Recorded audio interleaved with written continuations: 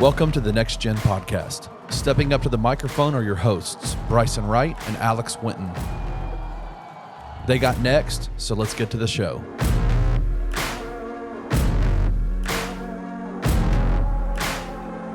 Hello and welcome into the Next Gen Podcast here on the Bluff City Media Podcast Network. As always, I'm your host, Bryson Wright, and I'm joined by my co-host, Alex Winton. And we got to start today with the biggest news in the NBA, obviously, is the Nuggets win the NBA Finals. It was a really interesting Game 6. There was a little bit of a LA Fitness run in there for a second where nobody could hit a shot.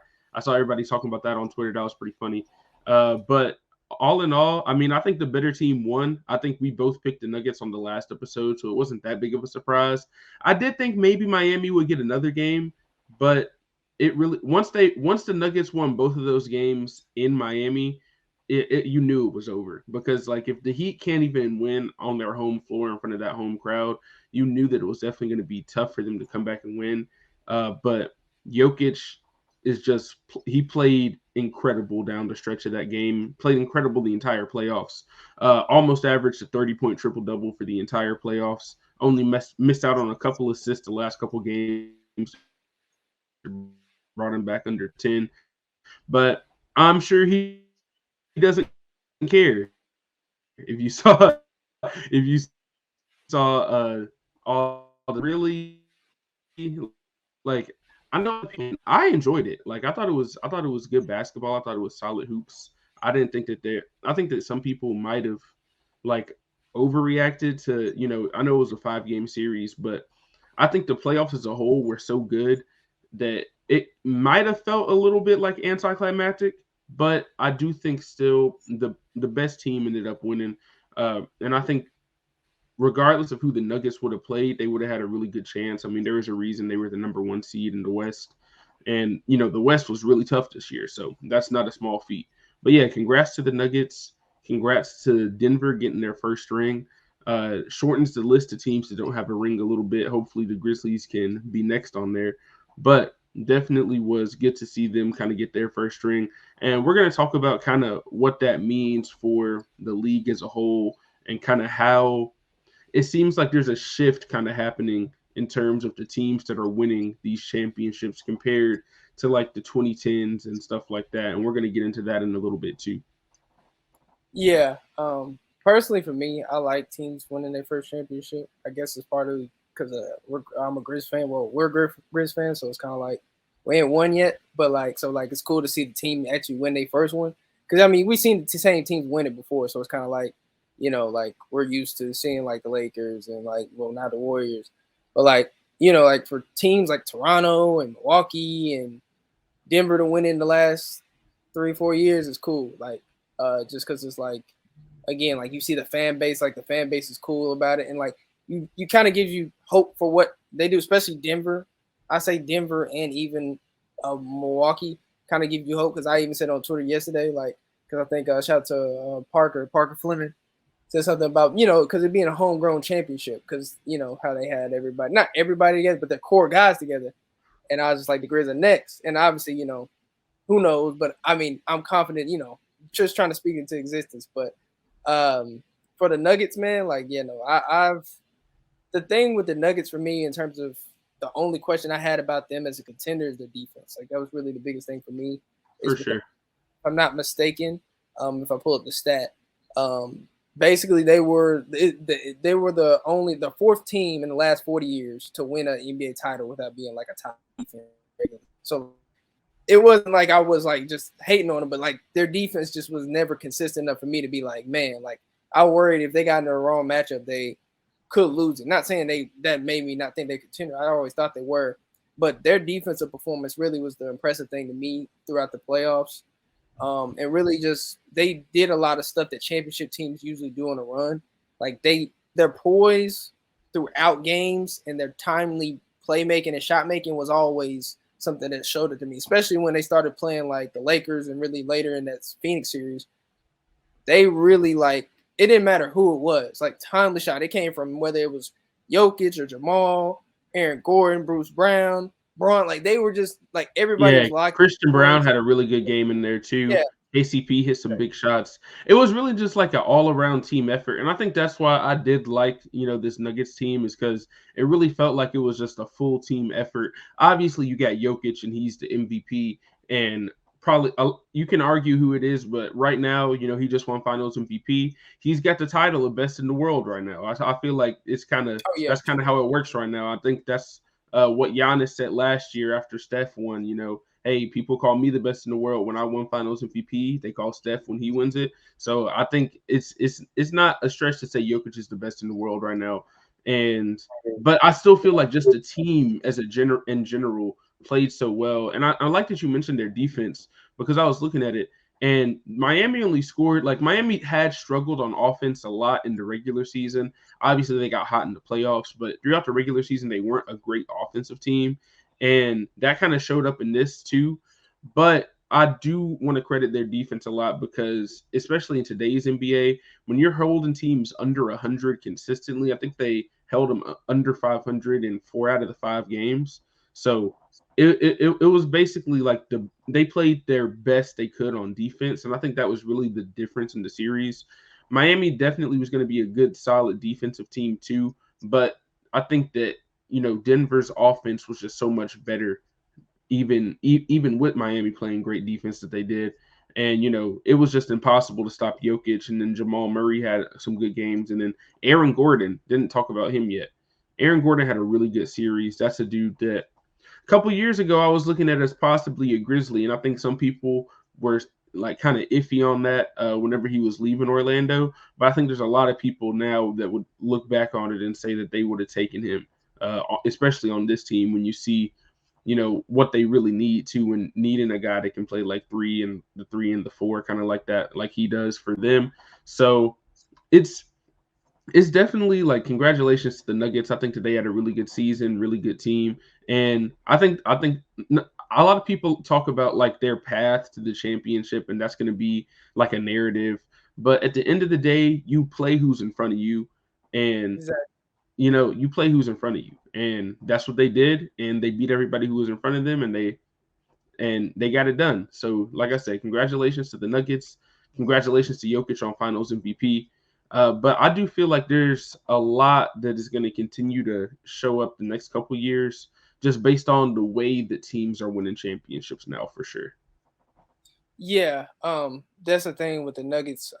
It's kind of like, again, like you said, with their offense, their offense was top tier because, again, when you have an all-time player like Jokic and then a good player in Murray, I think that kind of they set the tone for everything else in terms of ball movement. But yeah, for them, it's like, again, you play who's in front of you. Like, everybody wants to talk about the title and things of nature. Like I've talked about before, you have to have some type of luck. And while they had some luck in terms of being healthy the whole year, I think they only had a lot. They didn't have anybody miss a game for injury in the playoffs, and they were healthy throughout the majority of the year. That's the type of luck you need, but also good matchups, and just they got the luck, but they made their own luck because they did get the 1 seed. So when you get the 1 seed, you get favorable matchups usually, and they got even more favorable matchups because lower seeds won and 2 out of the 3 rounds or something like that. But basically, they didn't play against. I'm not gonna say they didn't play against nobody good, but they played against teams that that were better matchups for them, and ended up playing a Miami team that they just had to play, who was an 8 seed and went on a historic run. But because people are trying to say Miami didn't really deserve it, but it's a game of matchups. You can't be mad at Denver for beating team who's in front of them. It's just that's part of it. It's always gonna be part of it. You know what I mean? And they're still champions at the end of the day. You still got to play the games. Even if they are the favorite in that, or they were the favorite in that series, they still have to play the game. So yeah, no, congrats to Denver. I think again, they really are. And the thing is, they're set up too. They're still young, not young, but everybody's in their late 20s versus early 30s. So you still It's have a lot. honestly, I would say they're better than being young. It's like they're all in their primes. The main Yeah, guys are hitting their prime age, and even MPJ is starting to, I wouldn't say he's in his prime yet, but he's starting to get to that point where he's been in the league for a couple of years and he's getting a little bit older. So it's yeah, I think they're hitting their stride kind of as a team. And I will say this, and this is the thing that I do want to move on to next, is we had this super team era, right? Which really started when LeBron went down to Miami. And I was looking at this the other day. So we've now had 3 straight finals MVPs that won it with the team that drafted them. And that is the first time that's happened actually since the LeBron move. I think it was like when Dirk won it, and then Kobe had won it the year before and stuff like that. So drafted with those teams. I think that was the last time where it was like 3 years in a row where they won it with the team that drafted them. So I kind of, not to say that it's like, are the super teams done? I feel like that era is starting to kind of get phased out. And I think you're going to start to see, especially with the new CBA rules and stuff like that, which I'm not going to get into all of that right now, but it makes it a lot harder for super teams to be built, basically. And when you see these teams, it seems like they're starting to move to this. We're going to get our core players. Like that's what the Nuggets did. That's what the Warriors did. That's what the Bucks did. They get their core guys, and then they build around that rather than looking elsewhere to get their core guys. And I think that's the big difference that I'm starting to notice, like just across the league. And I think that's something solid, like to bring it back to like a Grizzlies point as well. I think it's something that could help them going forward, just because I feel like they're starting to get to the point to where they know who their core guys are going to be. And now you can look at a team like Denver as basically a blueprint to what you got to do, because, they drafted Jokic, they drafted Murray and all that, and they drafted MPJ.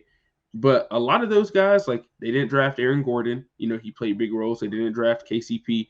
So it's kind of like, not to say that you just have to keep everybody you draft. Like I think that's something that we're going to see this offseason. Like some of the people that the Grizzlies drafted might not be on the team anymore.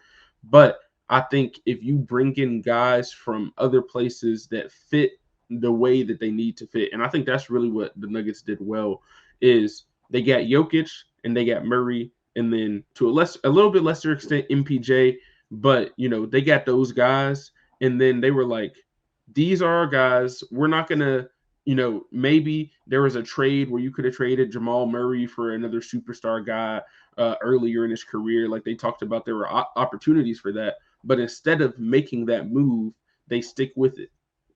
You have Michael Malone, who a lot of coaches do not get the kind of chance that he really got. They didn't make the playoffs his first 3 years when Jokic was there, but they didn't give up on him. They believed in him.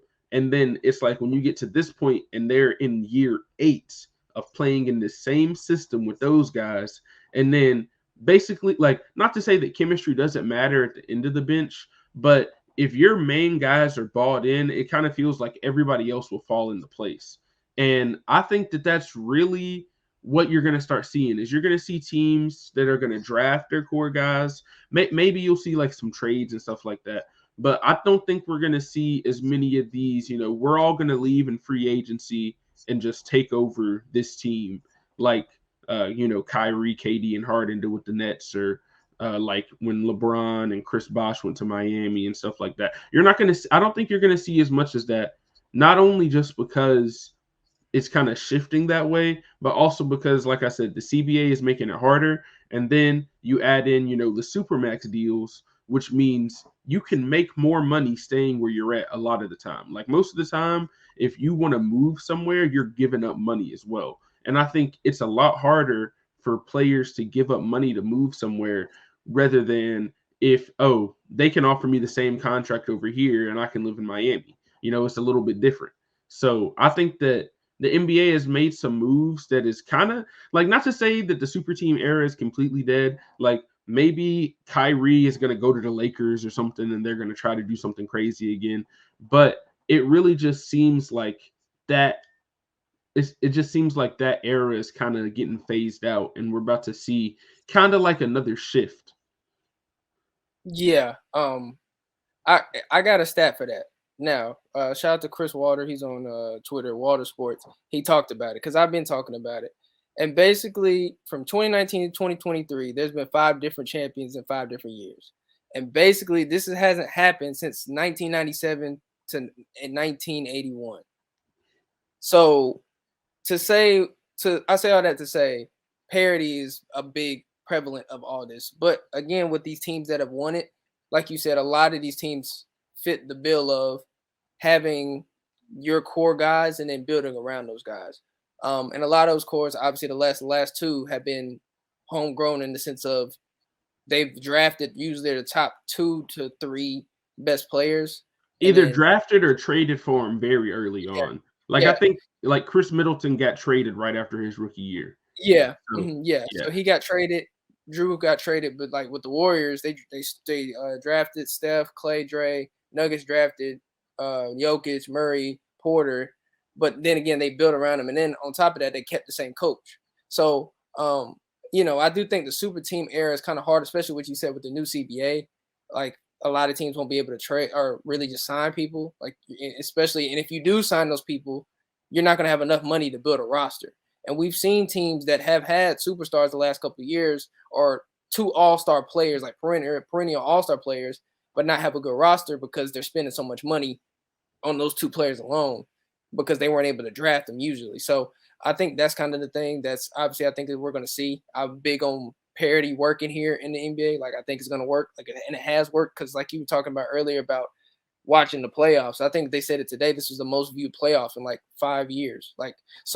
It's obviously a winning or a successful formula for them. And I think as it pertains to the Grizzlies, they already kind of have that in terms of the makings of a team where they'll be able to be set up for a while because you got your core. Like you said, you got Ja, Jaren, and Bane. Now it's about building around them. Now, granted, and I think they, to be honest, have us a little bit maybe more potential than some of these other cores because of everybody kind of being more on the same age. Not only that, you kind of have a lot of different pieces that usually like the weaknesses that you could fill out for a lot of different teams. You can't, like Denver had a weakness in defense. We got the defense player of the year. Like, you know what I mean? Like the Warriors and Bucks, like certain players like on their teams, like for us, we have as an advantage.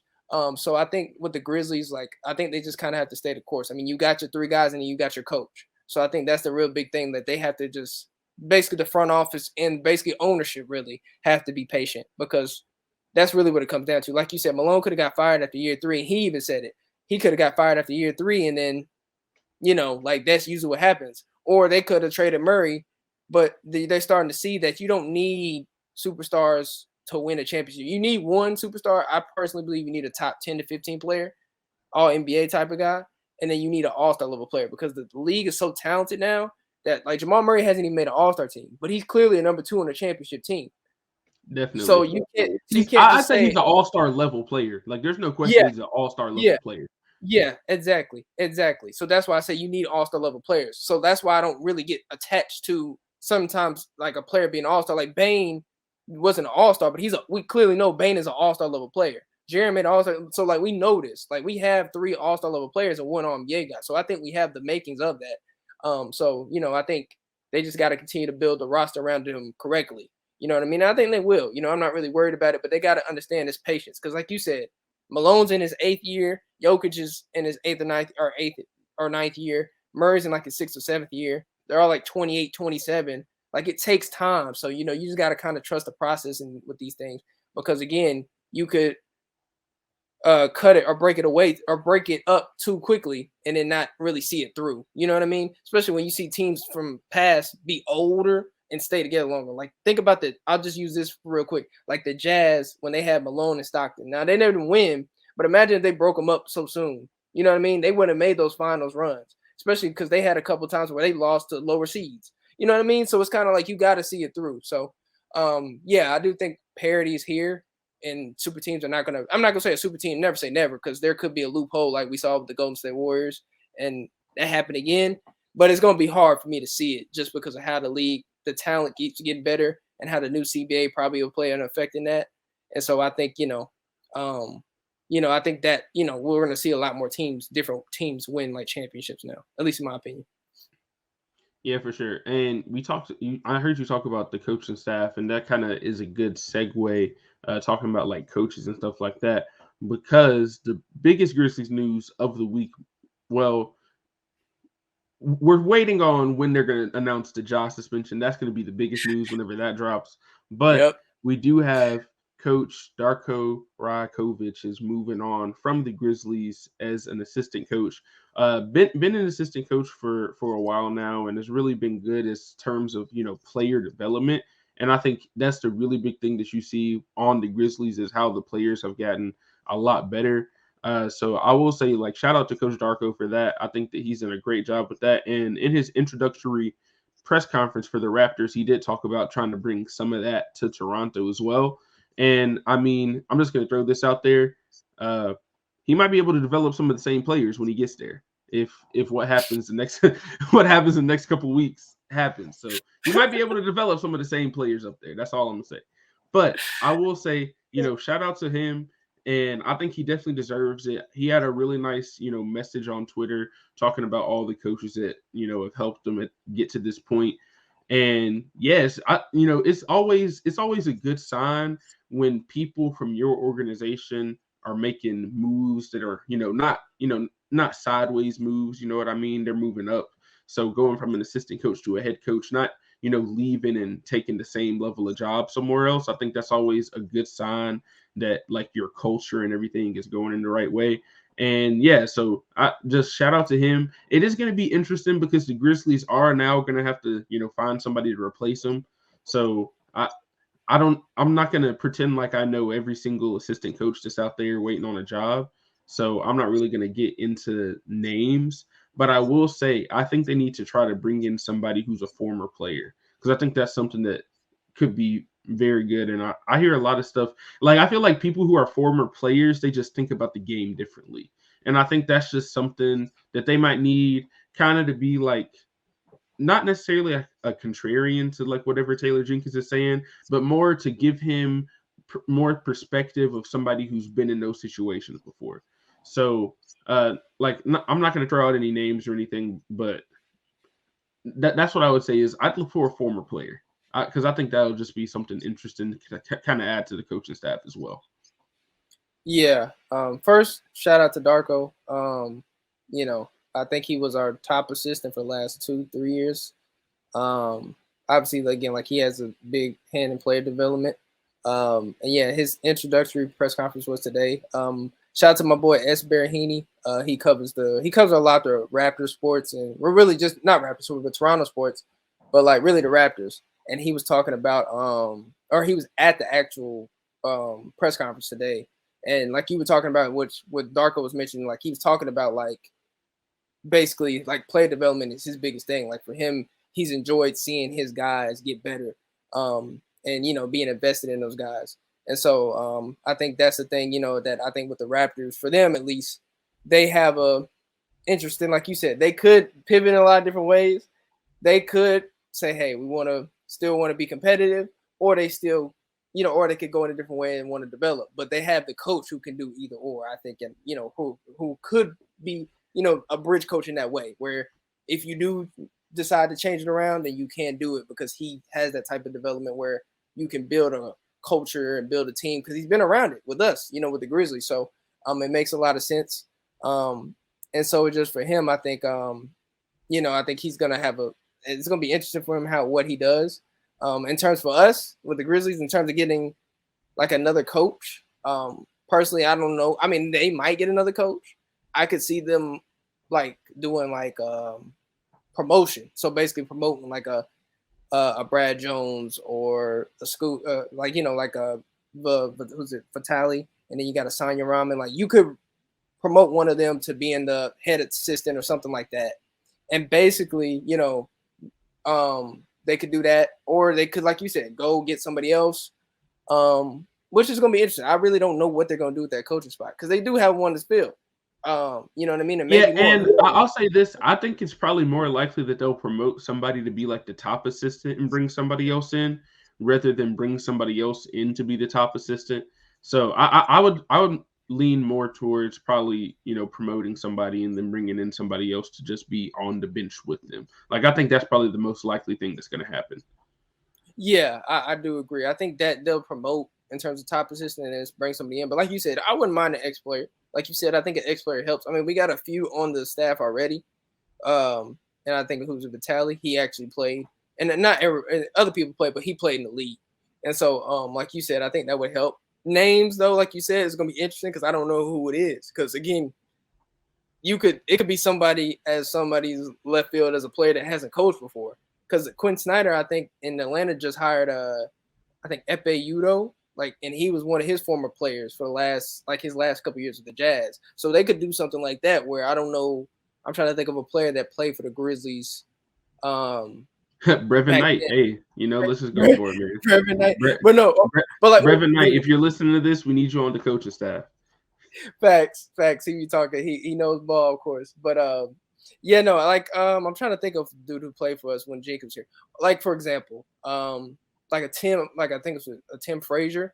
Like he played for us for a small time, but who knows? Like it could be somebody as random as that. I really don't know because, like you said, like with former players, some people have already been in the league, but usually they're already with their staff. So it's kind of hard for me to see somebody that's already with the staff say, hey, I'm going to take this opening there. You know what I mean? So it's going to be interesting to see what they do with it.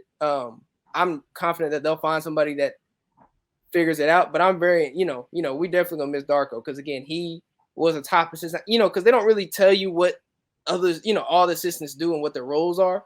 But with Darko and all the stuff that's come out, you could tell he was really hands-on. Like he was basically Jenkins' right-hand man. So, it's definitely going to be a big loss. In that, but I think they'll be able to pick it up and make up for it in other areas, whether it's Jenkins taking on more responsibility, assistant taking on more responsibility, shoot even players to an extent. I think they'll figure it out and be able to work around it, just like they always have with other stuff. Yeah, for sure. And for anybody who thinks that assistant coaches aren't like that important, I will say a lot of Bucks players talked about like not having Darvin Ham after he went to the Lakers and how that was a really big difference this season and especially in the playoffs. So I think this could be something that's really important. Now, I will say the most important thing of the offseason is still going to be finding the replacement for Dylan Brooks. But I think that it's going to be pretty high on the list is find the next assistant coach that's going to be added to the staff. And it's going to be something else to kind of look out for as we are, officially in the offseason now. But the last thing I did want to talk about, didn't want to get too far into it because next week, that is like the whole show is going to be about the NBA draft. But I did want to get some quick draft thoughts. Just, it's really insane how fast the turnaround is because the draft is like less than 2 weeks away already. So it's going to be interesting to see what the Grizzlies decide to do. For now, I still think that like, if it was up to me, I'd still say they used the pick in a trade, most likely. But who knows at this point, man? It might be all the way up until the day of the draft for us to figure that out. And even if we do get to the day of the draft, I mean, we know that Zach Kleiman also has a really, he loves to trade up on draft night as well. So that's another possibility that we could be looking at either trading up or maybe trading back a little bit. Who knows? But assuming that they do keep the pick, there are a couple players that I do think that they could go with. I know a lot of people have been talking about like Gigi Jackson, the Brandon Pods kid. I know a lot of people have been talking about him as well. There's a lot of dudes like Bryce Sensabaugh, which is a guy that I've looked at, and I think that he'd be a solid draft pick as well. Kind of fits that small forward role from Ohio State.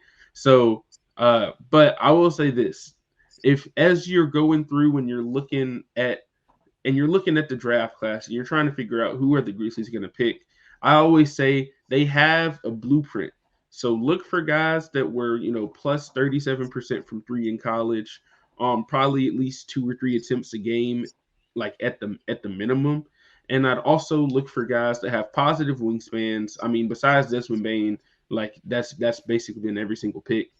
And guys that have over 2 steals or blocks per game, combined stocks. Because that's something they always look at is how can you impact the game on the defensive end? Can you force turnovers? Can you help get out in transition? And then, like, obviously, they're going to look at all the other stuff like athleticism, height, and stuff like that. But I think that it's going to be interesting to see exactly what they decide to do. Because, like I said, if it was up to me, I'd still rather use that pick probably in a trade for a guy like OG Anunoby. But if that trade doesn't come to fruition, there are some solid guys that you could look at that 25 spot, or maybe even look to trade up a little bit, because there's been a lot of clamor already about teams not just in the lottery, but teams kind of in that like 15 to 20 range that might be willing to trade out of that pick as well. Yeah, shoot. And to talk about trading, shoot, I think Shams reported it. Like, I think the Pelicans trying to move up to like 3 or 2 to get Scoop. So, like, literally after 1, this is going to probably be a crazy night. And so, like you said, to your point, the Grizz always trade up. So, like, I could see them doing that if they keep the pick. Personally, I don't know if they're gonna might keep the pick. Like, again, I think they'll either, if they don't keep the pick, they'll bring in a rookie, whether that's a 2-way or a second round pick. They'll still bring in somebody. But it's interesting, like, because you said they can go a lot of different ways. Because I know a few people talked about G.G. Jackson. You know, a few people talk about like a Derek Whitehead, and you got I think you got Ben Shepherd, Jett Howard, Bryson Sabah from Ohio State. Shout out to Buckeye Nation. I'm an Ohio State fan, so I would love Bryce on this team. We're not doing no Buckeye stuff on this show, man. Let's keep What's it wrong with moving. Buckeye, man? Now. I'm just saying Buckeye Nation. Man. Let's keep it That's moving, all man. I'm Come saying, on, we're not doing that today. All I'm saying, man. Hey, good play. All I'm saying is good player. That's all I'm saying. But he is a good player. He is a really good player. Like, that's why I mentioned him too. I do like Bryce Sensabaugh a lot, so I would not be mad at it at all. But they got a lot of different players they could go, and it really just depends, because a lot of the people that are talked about could go higher than where the Grizzlies are. Because I think the Grizzlies have the 25th pick, and I think they have the 45th pick in the second round. So they got 2 picks, but again, I don't expect them to stay at them spots because they never have. So it'll be interesting, man. I do think they'll do, like, I think, like you said, it'll come down to the day. Like, I think they'll do, if that's my prediction, I think they'll make a move during the draft day instead of before, like they've done before in the past. I think it'll happen that day. A lot of stuff will happen that day, and there'll be one of the moves or many moves that happen, because like the draft range after 1 is kind of crazy. I mean, you got to set 2 to 3, top 3, but after 3, it's going to be crazy, bro. Even after 2, maybe. I don't know, bro. It's going to be a crazy night, and I'm ready for it, obviously. Obviously, we'll keep y'all updated. You know, we'll give y'all updates and stuff like that, or, you know, when it happens. But, like, yeah, it's going to be wild, man. And the Grizzlies are probably going to be a team that's part of the madness that goes on draft night. So it'll be interesting. It'll be fun. I'll be here for it. So, yeah. Yeah, no, and I mean, like you said, they've been a part of the madness on every draft night the last couple years, and whatever it is that's going on, and then you go back. But I will say, like, after last year, I do not see them bringing in more than max 2 rookies. Maybe 1 at, like, because last year they brought in 5. There's no way they're doing that again. Like, we know that for a fact. So it's gonna be. There's a lot of stuff that the front office is gonna have to consider, like what trade offers they're gonna have and stuff like that. That's gonna be the biggest thing. And then if they are gonna be able to use that trade for a guy like OG, or, you know, for a guy like Cam Johnson, there's a lot of guys that you could look at that maybe they could use it in a draft night trade. So I think that's a big possibility. And then, but I do also think there's a possibility that they just stay at 25 and make the pick. If the dominoes fall the right way and they feel like they can get, you know, like you said, Bryce Sensabaugh there, they might just stay there and be like, you know, hey, if that's who we get there, we can take them. And they are confident. If there's one thing the Grizzlies are confident in, it's their player development staff, even with Darko leaving. And I don't think that's really going to change regardless of what's happening. So I think if they think that they have a chance to get the guy that they want at 25, they'll stay there. But like I said, if it was up to me, I'd still use that pick on somebody else. But like I said, next week we're going to get into that fully and drop that show basically the day before the draft. So, you know, keeping everybody updated with everything that's going on. And I know we said it's probably not going to be until draft day that they make a trade, but there is a very good possibility that by the next time we record a podcast, the trade has been made. Like that is a possibility as well. So that's something that I would look out for. And, you know, officially in the offseason, now that the offseason, you know, because with the NBA, it really doesn't feel like there's an offseason until really August, just because of how quick the turnaround is. Because you're talking, you know, draft coming up, summer league is really only a couple weeks away. So there's still going to be a lot of Grizzly stuff to cover next few weeks with the draft and summer league. Hey, World Cup too.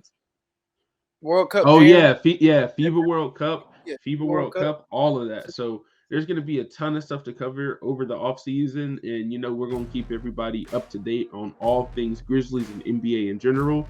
But thank you guys for listening this week. We'll see y'all next time. For your host Bryson Wright and Alex Winton, this is the Next Gen Podcast. We'll see y'all in the next one. Thank you for listening to this episode of the Next Gen Podcast. If you enjoyed this episode, leave a like and a comment wherever you download your podcasts. Head over to www.bluffcitymedia.co, where you will find comprehensive coverage of all things Memphis sports and how you can become an insider. We'll see you back here next time.